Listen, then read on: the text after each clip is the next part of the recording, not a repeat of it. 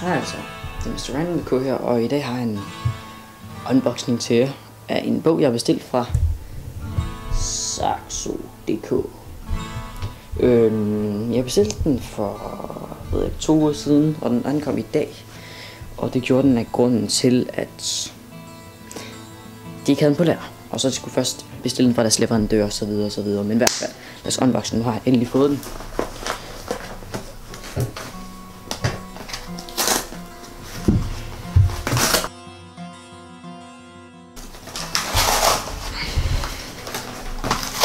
Så skulle den gerne være oppe.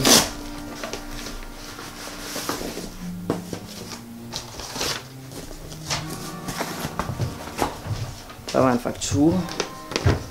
Nu kan vi se det fra Saxo. I hvert fald.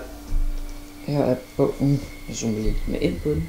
Den hedder The Book of Cain, og den omhandler Diablo 3. Hvilket er et spil og er en virkelig fed historie. Det gør mig lidt nervøs, at den ikke er i plastik. Det gør mig lidt nervøs. I hvert fald, lad os lige åbne.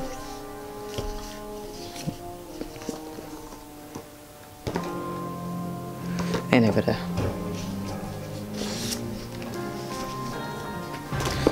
Bogen i sig selv er rimelig fed, synes jeg. Den ser rigtig god ud, bogen, og jeg har hørt meget om den. Men den skulle i hvert fald omhandle Diablo-spillet. I hvert fald starten af Diablo og helt til Diablo 3. Jeg kan godt lide siden er lavet på den her måde, at de føles som rigtig gamle sider. Jeg har selv spillet spillet og gennemført det.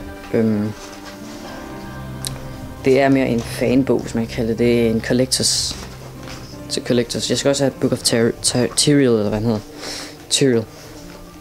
Men det regner jeg først med at købe, når jeg er færdig med den her et eller andet tidspunkt.